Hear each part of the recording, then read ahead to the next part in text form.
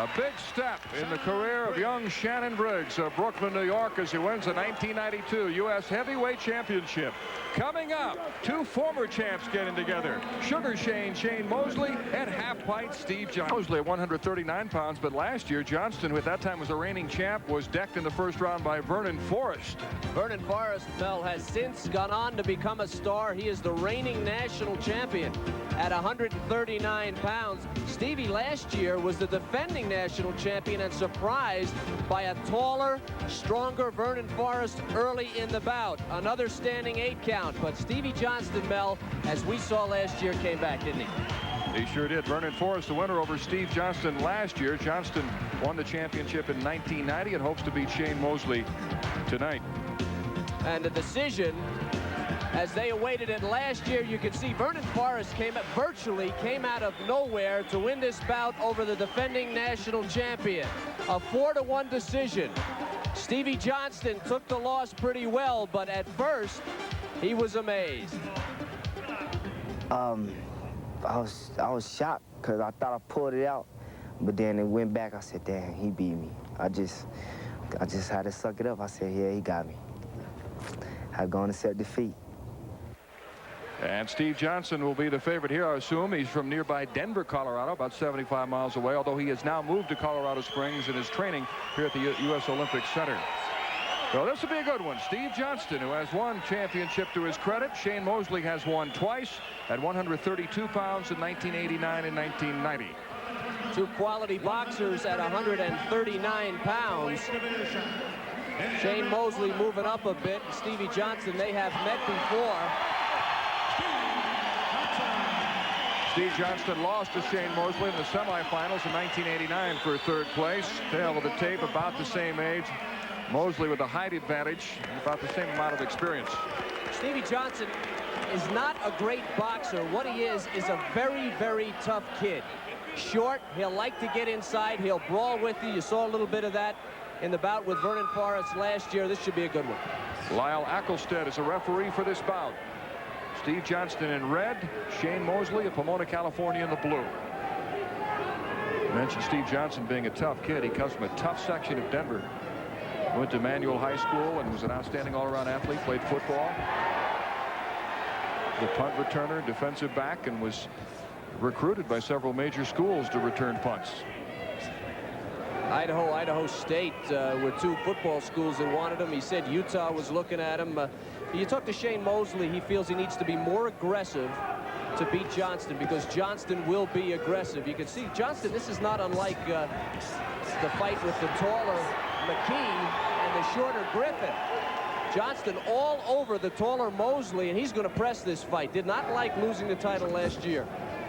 Shane Mosley lost to Steve Johnston 21-17 in the semifinals of the Olympic Festival, and that began a very difficult year for Shane because the loss kept him out of the World Championships and the Pan American Games, and he said he had to go back to the drawing board. Felt he wasn't ready mentally, but he feels he's a much smarter, more mature boxer now. Johnston's been working on the left uppercut. Mosley has a left jab, moves his head well. Says he tightens up in big bouts, and this certainly for the national title is a big bout. And if you tighten up and you don't have that extension and you have a reach advantage, it could cause some problems. Three-time Olympic coach Pat Nappy, the godfather of U.S. amateur boxing, said a couple of years ago that Shane Mosley has the fastest hands of any U.S. boxer. Stevie pressing him, definitely pressing him. Johnston had a cold after his semi-final bout. He beat Patrick Washington in the semis, and he came out of it with a head cold. So the second and third round could be telling for Stevie Johnston. See Mosley stepping back and allowing those punches to miss, and then using that hand speed to land some shots. He really has quick hands.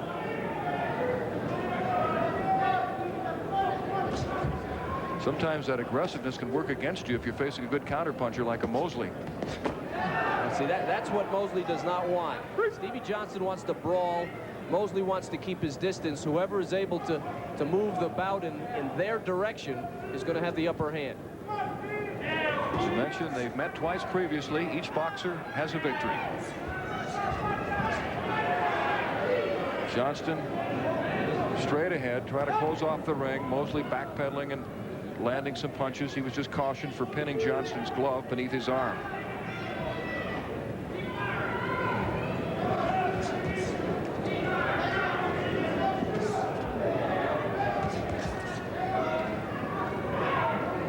Final seconds of round one. Two evenly matched boxers, Steve Johnston and Shane Mosley. We'll have more from Colorado Springs in a moment.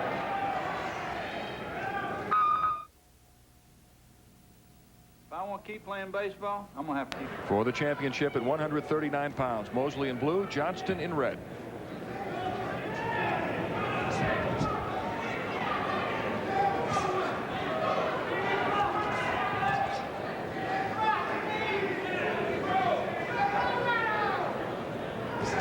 Good left by Mosley, snapping Johnston's head back. That 4-3 score indicates that neither boxer is scoring, in the opinion of the judges, many scoring blows. So the boxer that gets a flurry and 3 or 4 scoring blows, a combination, could take a big lead in this bout.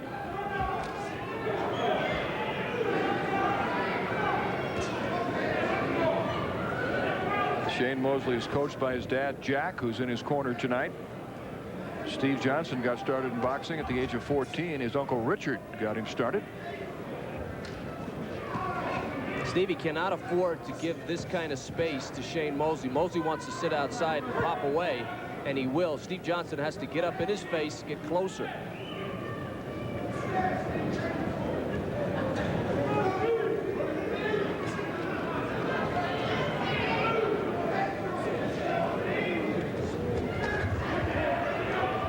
Flurry by Mosley, counter punching, and a good left by Shane. Johnston walked right into that. And another one. Yeah. And a right. Good overhand right by Shane Mosley. See that hand speed? He is really quick.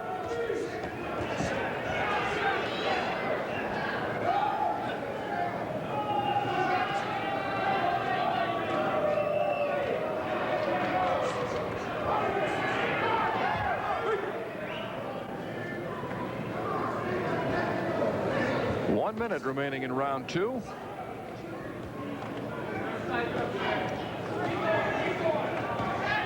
Good right hand by Stevie Johnston out of that clinch.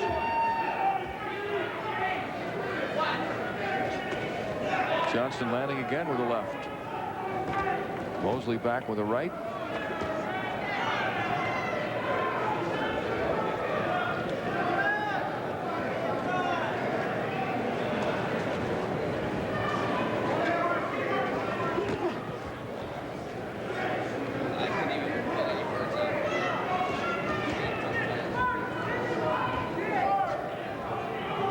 Johnston trying to be the aggressor, but missing with quite a few of those punches. He's a little wary. He doesn't want to come too far inside, but I believe he's behind in this bout. And Steve Johnston will have to press Shane Mosley from a closer distance if he's going to catch up, score points. Johnston was just cautioned for butting. Good left by Johnston.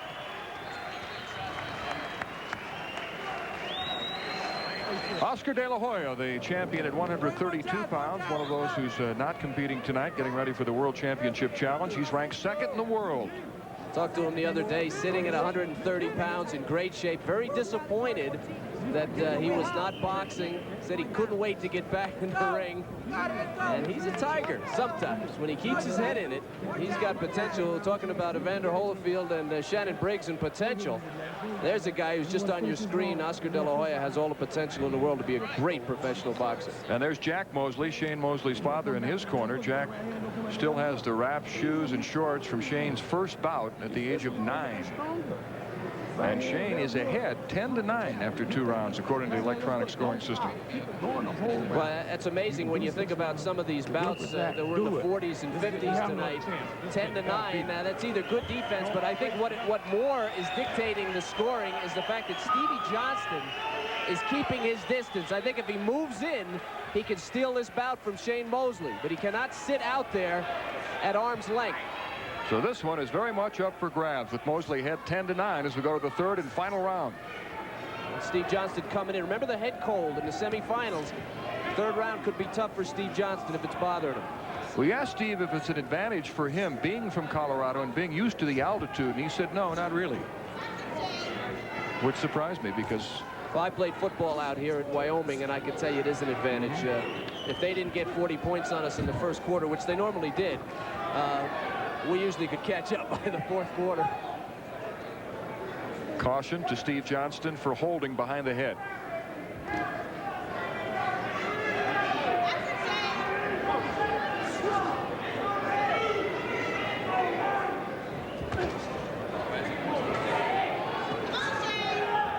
division appears to be loaded with quality boxers. Vernon Forrest, the reigning U.S. champion, he's ranked 3rd in the world. Both Mosley and Johnston are former U.S. champions.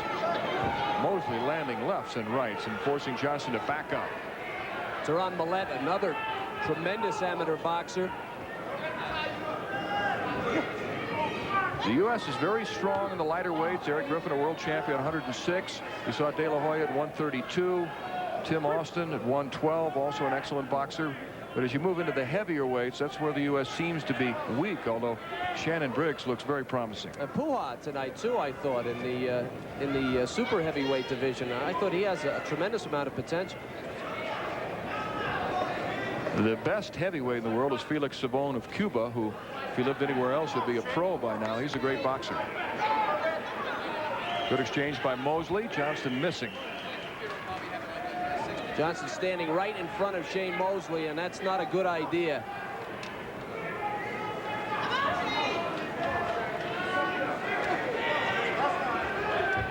Johnston trying to keep the pressure on, but Mosley eluded most of those punches. Mosley appears to be tiring, and Steve Johnston normally, as we've seen him in the past, would be pressing harder here. He's really not.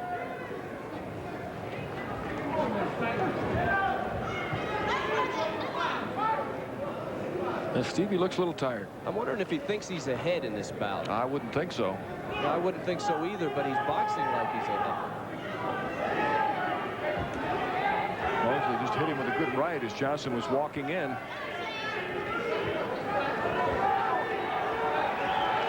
Mosley bouncing off the ropes, counter-punching effectively.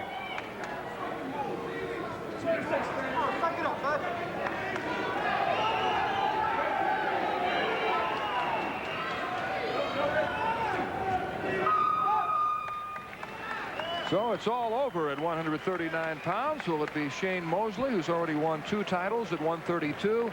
Or will Steve Johnston win his 2nd in this division? Well, it's going to be close, but I would think, I'll go out on a limb and say it was Shane Mosley, and that was not the Steve Johnston that I'm used to seeing.